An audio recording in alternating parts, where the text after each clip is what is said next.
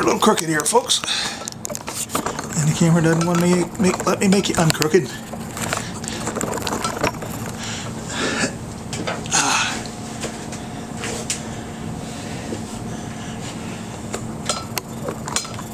Yeah, that's better. Okay.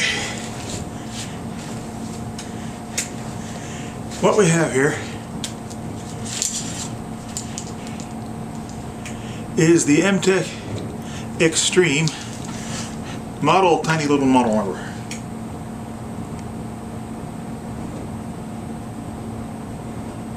MX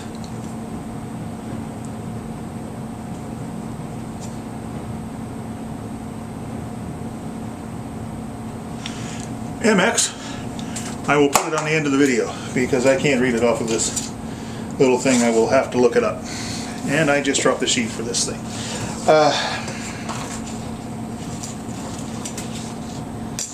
Okay, I'll pick up the sheath in a minute. First of all, I did do this in reverse order. I'm filming the intro now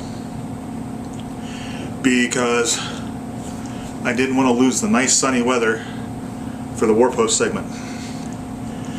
I've had this particular knife, which is an MX Extreme, like I said, on my wish list for a long time.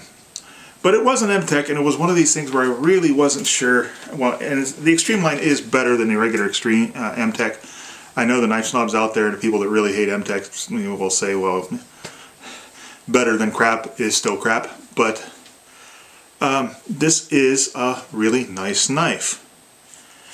So I bought it, and first of all, I think this feels better than any other knife in my collection of in the neighborhood of 100 knives. This is great. It's got fantastic balance.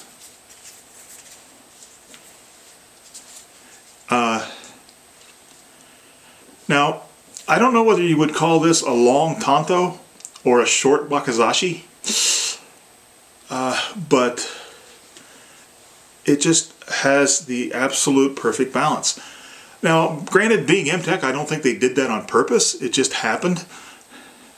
The grip is a very nice, very comfortable rubber with some nice texturing to look like it's cord wrapped. It's got a full metal guard, round guard. You can almost call that a suba. That is more than enough to keep it from sliding up your hand and maybe even catch that opponent's blade if you're fighting lizardmen, zombie ninjas. The pommel is steel, not plastic, and can be nasty in its own right. Now, I have already had this out to the Warpost, which you will see after this intro. It held up nicely. I did just completely have a brain lock, and the bottles that I cut with it I threw away before I came back in the house. But that's probably a good thing because they still have water in them and they were dripping and everything like that. But you'll see on the footage that this thing is a cutter. I wish I would have been able to take them out to the Warpost, but as I tell you later on, like I said, I'm filming this in reverse. We had a herd of deer evidently out in my yard. I live in a rural area, and right under the Warpost is where they decided to deposit their droppings in piles, which I would have had to clean up before filming, and I wanted to film, not clean up deer poo. So I had to use an alternate location, and because of the way I had to hang them, I couldn't really go follow through all the way on there without damaging the one of the posts that I'm not allowed to damage. But you will still see we got some really formidable cuts out of this thing. You will also see that in one whack I go through a garden stake, like kind of used to hold up tomatoes and stuff. And that was really freestanding. I just dragged it into the ground a little bit since I couldn't use the Warpost. And I chopped a piece of dogwood or some really hard wood, my normal dust, and I have a really sharp blade. I still have a really sharp blade. Everything is really tight. I am so happy with this. I can recommend this knife wholeheartedly. Now, the sheath, I'm going to see if I can pick it up without getting off camera here.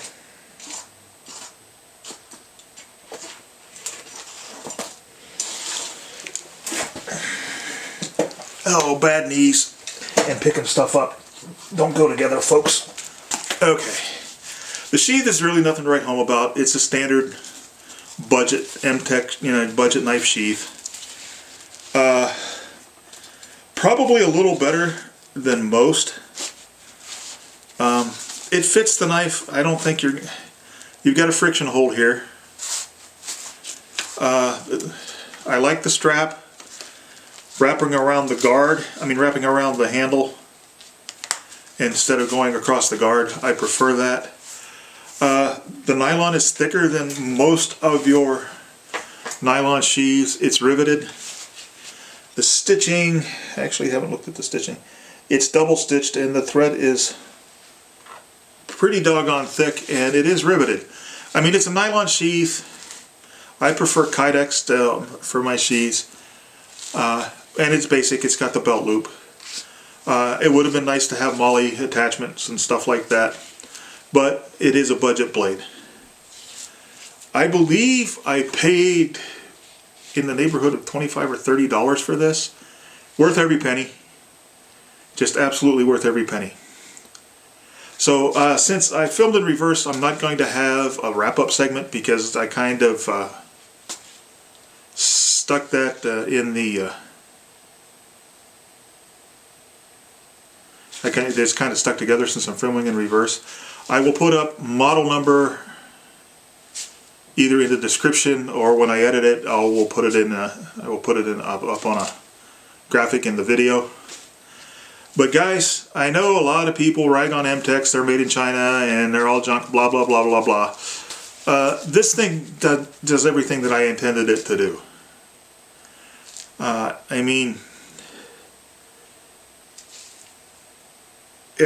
I go through this all the time. Budget does not mean bad. Budget means you're going to get a knife that will do what you wanted to do, and usually with a sheath. But this thing's amazing. I love it.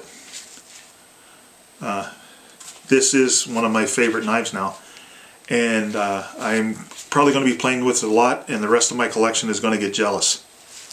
So, with that, I bid you to draw your knives only in just purpose, sheathe them only with honor, and remember that without knives, life would be dull and pointless. Please like, share, and subscribe, and comment. It makes me happy when you do that.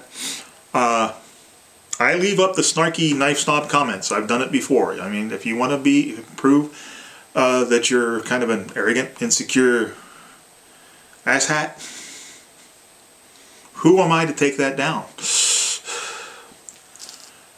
But I do look forward to comments, good, bad, and in between. And I bid you goodbye.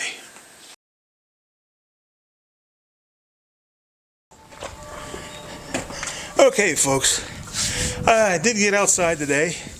I'm not going to use the normal warp host because evidently we had some deer, apparently several, in the yard over where the warp post is, and they left a minefield of droppings that I don't want to clean up before I do the video, so I'm going to use an alternate site.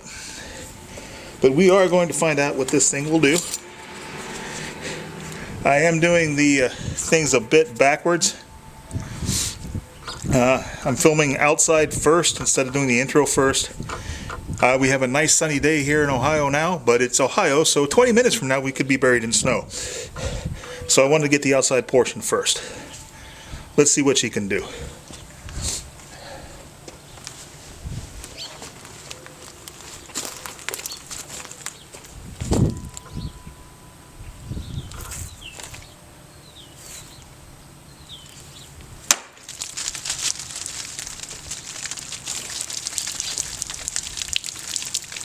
Okay.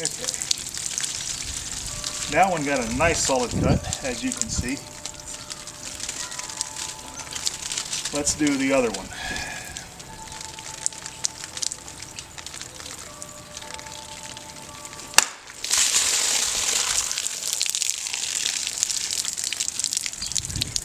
Alright, you can see these. I'll show them to you better later, but that's a bad day for any lizard man zombie ninja. Okay, I don't have the warp post to whale on, so we're going to try an alternate target here. I don't know how this will stand up, but we will see. Put it down through this strap.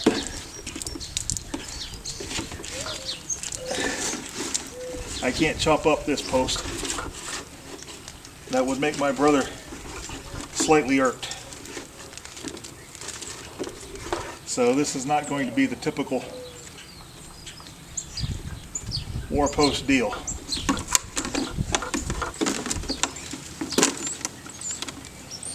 Okay, this is going to have to go, I guess.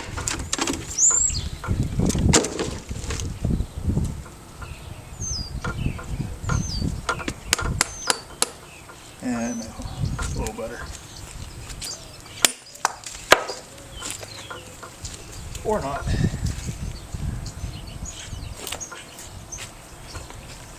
But even though it fell down, look at that hole.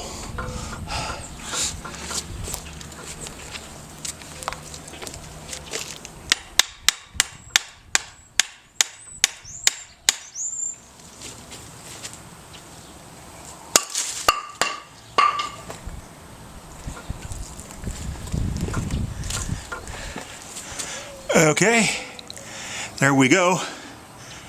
I'm going to go get something harder to chop, and I really hope you're recording, because that was kind of impressive. I'm going to go get something harder to chop to make sure we test the blade, and we'll go from there.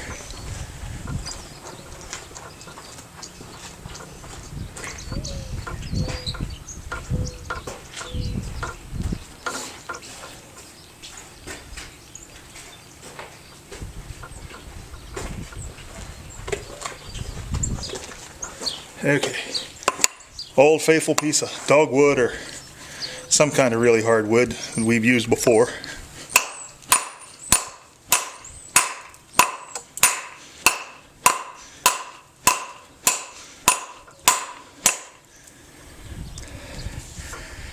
I see no edge deformation. Let's go see about a vampire deterrent.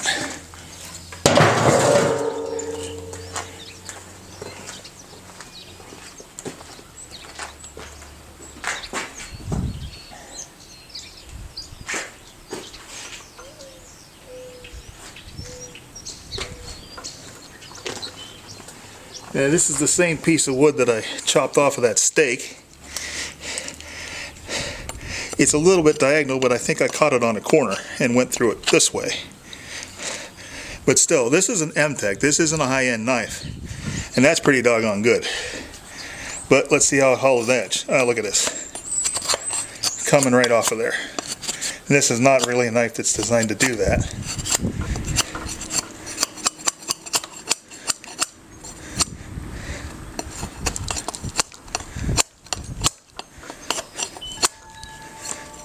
Got a bit of a knot there.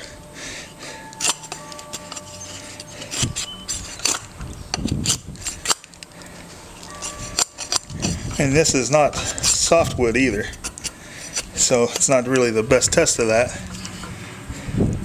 But we still have an edge, and like I said, no deformations. I'll consider it a success. Now I'll go downstairs and talk about this thing some more.